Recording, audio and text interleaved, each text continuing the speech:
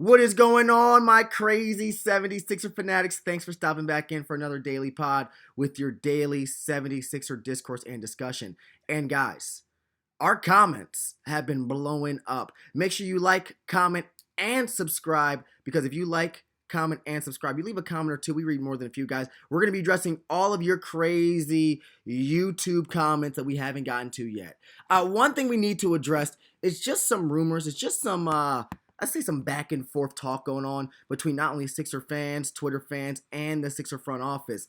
The discussion is how much will Quentin Grimes realistically make if he does resign for the Sixers for a 3-year, 4-year deal. Listen, there's guys on our YouTube, in our comments, saying that Quentin Grimes deserves 25, 22, maybe even $30 million a year. I think those guys need a splash of water in their face and a wake-up call. That is not what Quentin Grimes deserves. The biggest conundrum and the biggest roadblock throughout this entire negotiation process, not only the Sixers have, but Quentin Grimes has, guys, that's second apron. That brand new CBA is nothing to play with and nothing to mess with. The last thing Daryl Morey wants to do is jump into the second apron for a team that is unproven and he's not sure how many games they will be losing. It's going to be so hard to project how good or bad the Sixer team is going to be. And for that very same reason, Quentin Grimes and this contract is in a logjam. It's in a standstill because if Quentin Grimes decides to re-sign, he's going to have to take a team-friendly deal, a deal that not only Daryl Morey can get down with and agree with, but that this team and front office could see being a profitable agreement for years to come. If Quentin Grimes wants $22 million, he's probably going to have to get it somewhere else. There's no reason for the Sixer squad to agree and voluntarily jump into that second apron by giving Quentin Grimes more than $18 million. It's realistic that Daryl Morey, Quentin Grimes, if he does decide to re-sign for 3 to 4 more years, guys, he's going to be looking at like $12 to $15 million a year with, I don't think, any more than $16 million as a maximum per year deal for a guy like Quentin Grimes. Yes, he played great last season. Yes, he excelled extremely well. But you got to understand, it's not how much you're worth, it's how much others are willing to pay that determines your worth. And currently, there's just not a market for Quentin Grimes. Currently, there's not a market for any free agents this year who want big dollars and big paydays. There's just no money to be moved around. And with his rights, his bird rights that the Sixers do still have, if he's going to re-sign and he wants max money, it's going to be a prove-it year for Quentin Grimes, which could prove to be a terrible decision. Because if Quentin Grimes signs an un-team-friendly contract, the team has no reason to be friendly to him with his playing minutes, with his play style, and with the plays they drawn up. Quentin Grimes, when plays were designed for him, showed that he could be a guaranteed bona fide bucket getter, that he could be a scoring problem for many teams to learn and figure out how to stop. If he signs a qualifying offer of $7-8 million and doesn't seem to be interested in the future success of this franchise, I don't think this franchise has any reason to put any stock into the future success of Quentin Grimes this year. Guys, $12 to $15 million, maybe 16, is the most Daryl can give them because at a $16 million valuation, they still find themselves right beneath that second apron with a few $1,000,000 to play with. Now, that makes the most sense and that matters the most because you got Andre Drummond that Daryl Morey is desiring to get off of. You got Kelly Oubre, who we're not sure how interested and how attached Nick Nurse is to a Kelly Oubre $8 million contract. If you are trying to make this team better, you're probably going to have to bring back more contract, more money for a better player. Trading Andre Drummond, which is a $5 million deal, trading Kelly Oubre, which is an $8 million deal, and having an extra $3 million to play with could really get you one of those mid-level exemption bona fide bucket getters, bona fide defenders. Somebody who can fill a huge hole and not only fill that power forward position, fill that center position, but also space the floor correctly. $16 million is exactly what this team needs to get another key piece and another key acquisition, which is why Quentin Grimes will not have this team going into the second apron. But he will resign, guys. And once Quentin Grimes decides to resign, how deep is this backcourt? How deep is this team really is the question. Again, our comments have been loaded. I want to shout out Alvin Bates for a second. Alvin always supporting, Alvin always showing love. And Alvin said that Quentin Grimes could be our fourth guard on this team. Hit the bench, bum. And I want to say, Alvin, calm it down for a second, okay? Calm it down for a second. Because Quentin Grimes may not be our number one guard, our number two guard, but he's a guaranteed number 3 point guard, shooting guard, or even a small forward playing potential small forward minutes for this squad. Because VJ Edgecombe is still a rookie. And everyone knows, guys, rookies do not produce to winning basketball their rookie season, or at least until later in the season once they understand the flow, the tempo, and the tricks of trade of how to get into foul trouble and how to get to the free throw line in the NBA. VJ Edgecombe is not going to be a right-away star or a right-away producer on this squad. So Quentin Grimes is guaranteed that third shooting guard, point guard position if that's where Nick Nurse and Daryl Morey see him fit.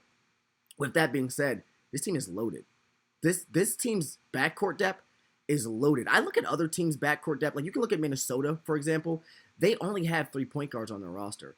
Like, only 3 true point guards on the roster. Say what you want about Anthony Edwards. I still don't think he's ready to be an officiator, an initiator, and an on-ball creator for other players. I think Ant just wants to get buckets and get paid.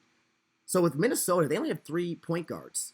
Mike Conley, Rob Dilley, Dante DiVincenzo. You look at a Philadelphia 76ers squad, they've got more than 3 point guards, guys. They got 3 point guards and maybe 4 up-and-coming stars. VJ Edgecombe was drafted 3rd overall. Jared McCain was the real rookie of the year if he finished the season. Tyrese Maxey's an all-star already.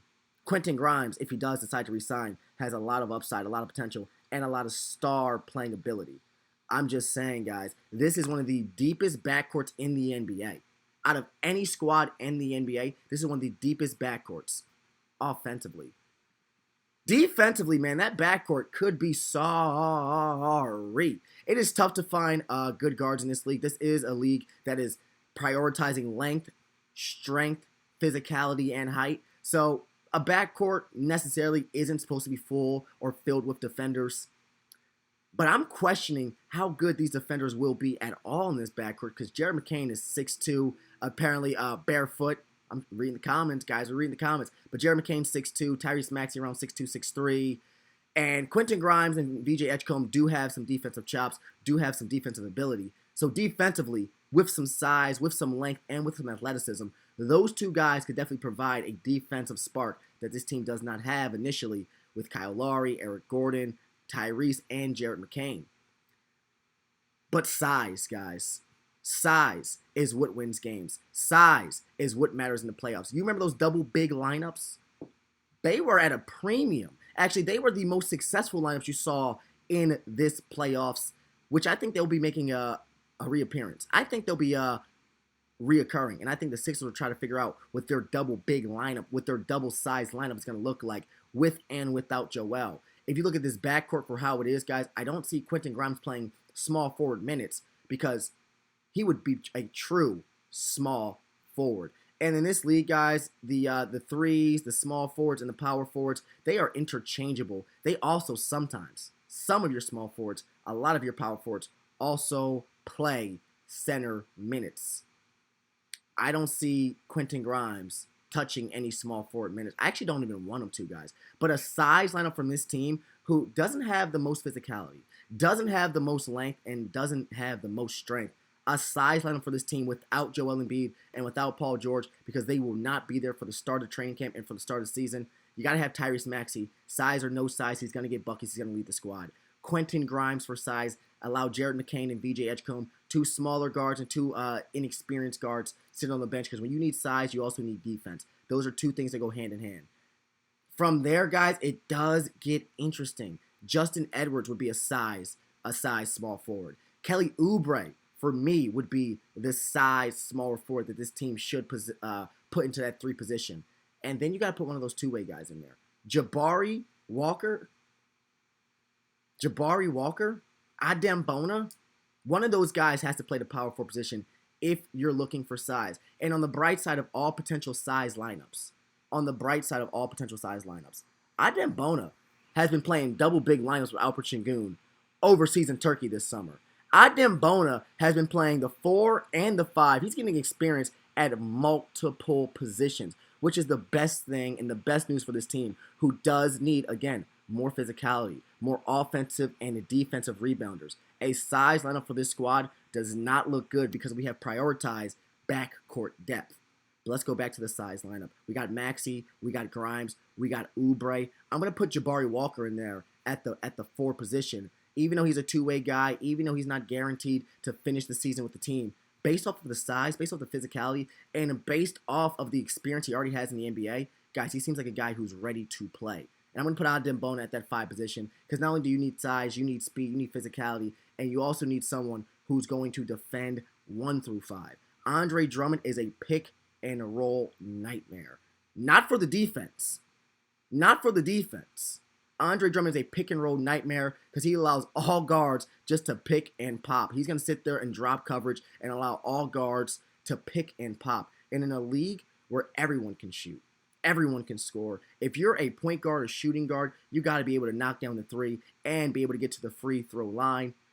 Andre Drummond is a pick-and-roll nightmare for this team. You don't want to see Andre Drummond in drop coverage and Joel Embiid in drop coverage for 48 minutes. Adem Bona is going to have to not only pick up a lot of those center minutes, he's going to have to play up on a lot of those point guards and shooting guards on the switch, which is something, again, he's been able to do throughout his career and he's been doing throughout his Olympic play for Turkey. Those double big lines with him and Alperen Şengün, who do you think stretching out there on that three-point line when the picks and the rolls start coming? It's Adem Bona. Guys, a size lineup for this team is exactly what this team needs and is exactly what this team lacked. Because you had guys like Paul George last year saying, I'm bored of rebounding. You get paid $55 million. You shouldn't be bored with anything. If the coach needs you to clip his toenails, you should start clipping them toenails, Paul George. You make enough money for it. You need size, you need willingness, you need energy, and you need hustle. And I just want to throw this out there too. Based on what you've seen from those Rico Hines runs, guys, this team, this Rico Hines runs team, beat Pat Beverly, Julius Randle, Jaime Jaquez, Jose Alvarado squad, an older, more experienced NBA, let's call it a veteran pickup squad. They beat that squad based off of energy, hustle, speed, and just outworking them alone. When you have a size lineup, you want guys that are going to outwork the opponent. We don't have a lot of size with players that are willing to outwork the opponent if big fella Joel Embiid is not ready to join the team. So Adem Bona, Jabari Walker, Kelly Oubre, they will be filling that front court, while your backcourt is going to be the bona fide scorers, the bona fide bucket getters, guys. And I got to ask you this question, because this is the only thing that really does matter. Did you leave a comment? Did you like, did you comment, and did you subscribe, guys? Because we're going to address all your comments right now, guys. I want to shout out Calvin. Calvin, you are the man, Calvin N5B, because he's the one that said Quentin Grimes could be our 4th guard next year. And I think Calvin, he could be falling his way to the bench, falling his way lower on the depth chart, but he cannot be our 4th guard this year, Calvin. Not at all. VJ Edgecombe's just not ready to provide any upside. He's more of a Lou Dort, more of an Alex Caruso, more of a Cason Wallace. Notice how I'm mentioning a lot of OKC Thunder players because he's an identical piece for that team. He's a perfect match for that team. A defender, a hustle guy, a team player, but not a bucket getter right now. Not a bucket getter right now. This team's going to need a lot more offensive upside without Paul George, without Joel Embiid. So Quentin Grimes, who had multiple 30 and 40-point games, I'll be excited to see him in this rotation at some point, playing some variation of meaningful minutes. Shout out Calvin NB, man. He's been commenting a lot. This one's new. How about BLK Tahoe? BLK Tahoe. He said Malik Beasley better stop playing around. Malik Beasley better stop playing around. And Quentin Grimes needs to re-sign, because with Malik Beasley available and Quentin Grimes asking for more money, a sign and trade could be a pretty good piece, a pretty good trade if they're able to land Malik Beasley on a lesser contract. I mean, Malik Beasley wants to play winning basketball. Malik Beasley wants to be not only paid what he's worth, but I don't know if the market's giving him that after all the allegation. It would make a lot of sense for the Sixer squad to maybe make some calls for Malik Beasley. I like it. I like calling Beasley because, listen, there's rumors and executives saying, why sign Quentin Grimes to $15, $16 million when you can get Gary Trent on a vet minimum? We can get Malik Beasley on $5 to $6 to $7, $8 million just because no one's calling. If Quentin Grimes is going to do a qualifying offer on a one-year deal, that is an easy tradable asset, and you can re-sign Malik Beasley for the same evaluation. Quentin Grimes better stop playing. Bobby King G4B went out there to say Justin Edwards, BJ Edgecombe, Kelly Oubre and Grimes are interchangeable at the small forward and shooting guard position. I want to agree with you there, Bobby King. I want to agree with you there. They're interchangeable at the shooting guard position, all three of them, because in these size lineups, I wouldn't mind Kelly Oubre playing some big shooting guard. Kelly Oubre can play in guard 1 through 4. I wouldn't mind Kelly Oubre playing some big shooting guard minutes. I would mind VJ Edgecombe, though, playing some small forward minutes. And earlier, like I said, Quentin Grimes playing small forward minutes. We are really and truly going back to small ball, which in the playoffs doesn't seem to work. Small ball seems to be basketball of the past. Basketball of today seems to be bigger, better, more physical, with more energy, more effort, more hustle. I'd want a younger lineup. I'm always trying to get youth into these lineups because youth, speed, and force is exactly what this team didn't have last season. So those are lineups I'd be looking to get into. And shout out Jerry25A. Jerry25A, man. Shout out you guys. Shout out everyone commenting, guys. Make sure you like, comment, and subscribe, guys, because we read more than just one or two. We read more than a few. We read all your comments, guys, and more episodes addressing all your comments will be coming out, guys. Thank you so much for stopping in, and we got more episodes coming up tomorrow.